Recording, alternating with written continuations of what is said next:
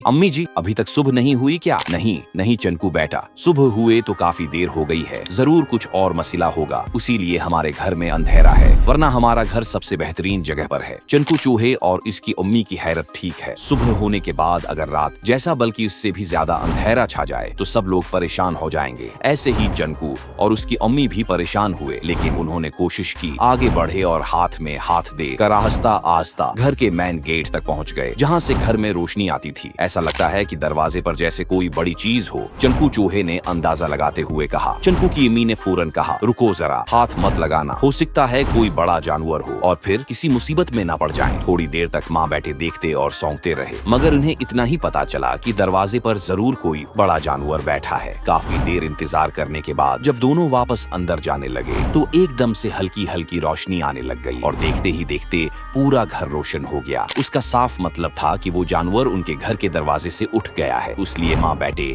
आहिस्ता आहिस्ता दोबारा दरवाजे की तरफ बढ़े। करीब पहुंचे तो मालूम हुआ कि वो बड़ा जानवर दो कोहान वाला एक ऊंट था। अब माँ बेटे का डर खत्म हो चुका था। उन्हें मालूम था कि ऊंट अगरचा बड़ा जानवर है, लेकिन नुकसान पहुंचाने वाला नहीं। चंकू मैन गेट से बाहर निकला और आगे बढ़कर ऊंट को सलाम किया और फिर कुछ देर पहले की सारी कहानी सुना दी। ये सुनकर ऊंट हंस पड़ा। उसने कहा, मतलब मैं बिल्कुल सही जगह पर पहुंचा हूँ। अगर मैं गलत नहीं हूँ तो आपका नाम चंकू होना चाहिए। चंकू ने हैरत से कहा, हाँ मैं ही चंकू हूँ, लेकिन आपको कैसे मालूम? मैंने तो आज पहली बार आपको देखा है, उससे पहले न कभी देखा और न कभी हम मिले। ऊंट ने जवाब देने के बजाय एक और सवाल कर लिया। बिल्कुल सही कहा आपने, लेकिन मुझे पहले एक और चीज बताएं कि आपकी अम्मी मासी चीना कहाँ है? चंकू हैरत से, वाह आप तो सबको जानते हैं, रुकें मैं उम्मी को बुला कर लाता हूँ। कुछ देर बाद माँ बेटे दोनों हैरत से देख रहे थे और ऊंट खड़ा मुस्कुरा रहा था। ऊंट ने बताया कि मेरे नाना मुझे अक्सर बताते हैं कि रेगिस्तान के उस तरफ 3 दरख्त हैं। उन दरख्तों पर बहुत ज्यादा पत्ते हैं। वहाँ मासी चीना और उसका बेटा चंकू दोनों रहते हैं। एक बार मैं इन दरख्तों के पत्ते खा रहा था तो मेरी रस्सी दरख्त में फंस गई। मैंने बड़ी कोशिश की लेकिन कामयाब न हो सका। उस वक्त ये दोनों माँ बेटे मेरे पास आए और मेरी मदद की।